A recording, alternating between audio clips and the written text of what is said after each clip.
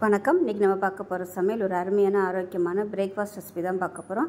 திணை பச்சை பயிர் வச்சு ஒரு அருமையான கஞ்சி ரெசிபி. வெயிட் லாஸ் பண்ணணும்னு நினைக்கிறவங்க இதை வந்து ரெகுலராக எடுத்துகிட்டு வந்தீங்கன்னா நல்ல வெயிட் லாஸ் ஆகும். அதேமாதிரி சுகரும் நல்லா கண்ட்ரோல் ஆகும். திணையும் பச்சை பயிரும் நல்ல சுகரையும் கண்ட்ரோல் பண்ணும், வெயிட்டையும் நல்லா குறைக்கும். ஸோ வாங்க இந்த அருமையான திணை பச்சை பயிறு கஞ்சி எப்படி செய்யலாங்கிறத பார்க்கலாம். இப்போ ஒரு குக்கர் எடுத்துக்கலாம். ஒரு 3 டீஸ்பூன் அளவுக்கு எண்ணெய் விட்டுக்கலாம்.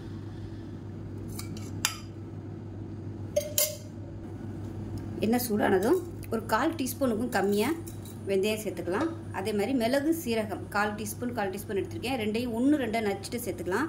முழுசாக சேர்க்குறனாலும் சேர்த்துக்கலாம். நான் சாப்பிடும்போது வாயில் கடிபடும், அதனால் நான் வந்து 1-2 நச்சுட்டு சேர்த்துருக்கேன். இது கூட கருவேப்பிலை சேர்த்துக்கலாம். அடுப்பு மீடியத்தில் வச்சுக்கோங்க, இல்லைன்னா மிளகு சீரகம் கறியிரும். இப்போ இதில் கொஞ்சமாக புதினா இலை சேர்த்துக்கலாம். வாசனைக்காகவும் ஆரோக்கியத்துக்காகவும் சேர்த்துக்கலாம். புதினா கொத்தமல்லி சேர்க்கும்போது கருவேப்பிலை இது 3 சேர்க்கும்போது உடம்புல உள்ள நச்சுத்தன்மையை வந்து எடுத்துரும். அதுக்காக புதினா கொத்தமல்லி சேர்த்துருக்கு. இப்போ இதையும் சேர்த்து லேசாக வதக்கி எடுத்துக்கலாம். இப்போ லேசாக வதங்கினதும் ஒரு 10 சின்ன வெங்காயம் 1-2 நச்சுட்டு எடுத்து வச்சுருக்கேன். இது வந்து நீங்கள் பேஸ்ட்டாக அரைச்சி சேர்க்குறனாலும் சேர்த்துக்கலாம். நான் வந்து கொஞ்சமாக போட்டதுனால இந்த அளவுக்கு தான் மிக்சியில் அரைக்க முடிஞ்சிச்சு. இப்போ இதையும் சேர்த்துக்கலாம். இதுவும் பார்த்திங்கன்னா உடம்புக்கு ரொம்ப நல்லது, வெயிட் குறைக்கிறதுக்கும் யூஸ் ஆகும். அதே சமயம் சுகர் குறைக்கணும்னு நினைக்கிறவங்களும் தாராளமாக சின்ன வெங்காயம் சேர்த்துக்கலாம். இன்சுலின் அளவு வந்து நிறைய உற்பத்தி பண்ணும், அதனால் சின்ன வெங்காயம் சேர்க்குறது நல்லது. இப்போ அதில் 1/4 டீஸ்பூன் இஞ்சி பூண்டு பேஸ்ட் சேர்த்துக்கலாம். ஃப்ரெஷ்ஷாக இஞ்சி பூண்டு வந்து நச்சு சேர்க்குறனாலும் சேர்த்துக்கோங்க. ஒரு சின்ன துண்டு இஞ்சியும் ஒரு 2 பல் பூண்டும் தட்டிட்டு சேர்த்துக்கோங்க. இந்த வெங்காயம் சின்ன வெங்காயம் சேர்க்கும்போது நல்ல ஒரு ஃப்ளேவராக இருக்கும், அதுக்காக தான் அந்த சின்ன வெங்காயம் சேர்க்குறது, வாசனைக்காக. இப்போ ஒரு கைப்பிடி அளவுக்கு கேரட், இது வந்து ஆப்ஷனல் தான். உங்களுக்கு விருப்பமான காய்கறி எது பிடிக்குமோ அதை நீங்கள் சேர்த்துக்கலாம்.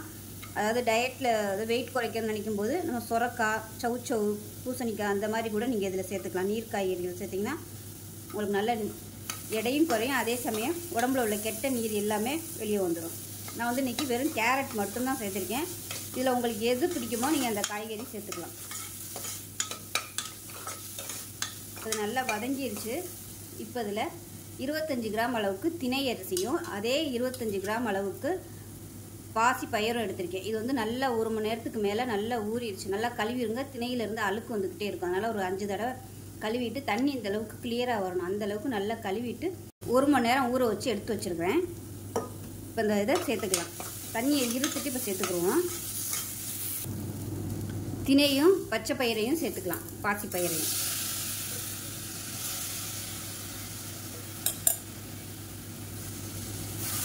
இதையும் சேர்த்து லேசாக ஒரு 2 நிமிஷம் வதக்கி விட்டுக்கலாம். நல்லாயிருக்கும், டேஸ்ட்டாக இருக்கும் வதக்கினோம்னா. இப்போ நல்லா ஒரு நிமிஷம் வதக்கி விட்டாச்சு. இப்போ வந்து தண்ணி சேர்த்துக்கலாம். நான் வந்து இந்த கப்பில் தான், அதாவது மெஷரிங் கப்பில் வந்து 1/4 கப் அளவு இருக்கும் இல்லையா, சின்ன கப்பு, அந்த கப்பு. இது வந்து 1/4 கப் அளவு.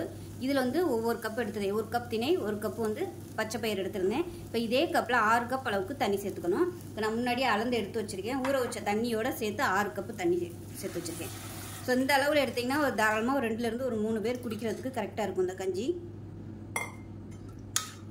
வெந்ததுக்கப்புறம் கெட்டியாக இருந்துச்சுன்னா நம்ம திருப்பி தண்ணி ஊற்றிக்கலாம். அதை நல்லா கலந்து விட்டுட்டு 1/4 டீஸ்பூன் போல் மஞ்சத்தூள். இப்போ இதில் கொஞ்சமாக உப்பு சேர்த்துக்கலாம். இப்போ அதை மூடி வச்சிடலாம். மூடி வச்சுட்டு நல்லா ஒரு 5 விசில் விட்டுட்டு ஸ்டீம் போனதுக்கப்புறம் பார்க்கலாம். இப்போ நம்மளோட கஞ்சி எப்படி இருக்குன்னு பார்க்கலாம். நல்லா ஸ்டீம்லாம் போனதுக்கப்புறம் ஓப்பன் பண்ணுங்கள்.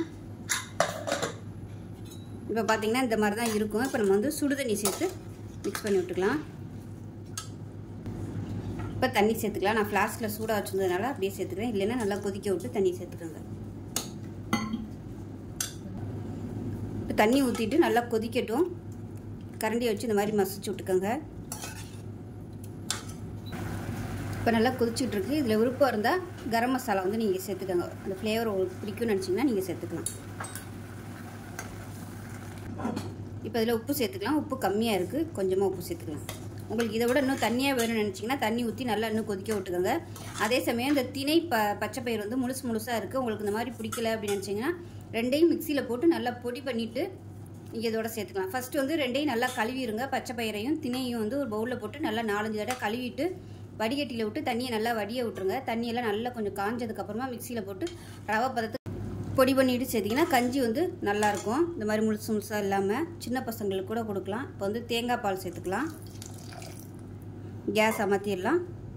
கொதிக்க விடணும்னு அவசியம் இல்லை. அவ்வளோதான். அருமையான திணை பச்சை பயிறு கஞ்சி ரெடி ஆயிடுச்சு. செஞ்சு பாருங்கள். செஞ்சு பார்த்துட்டு எப்படி வந்துச்சுங்கிறத சொல்லுங்கள். வீடியோ பிடிச்சிச்சுன்னா லைக் பண்ணுங்கள், கமெண்ட் பண்ணுங்கள், சேனலை சப்ஸ்கிரைப் பண்ணுங்கள், பக்கத்தில் உள்ள பெல் பட்டனை ப்ரெஸ் பண்ணுங்கள். நன்றி.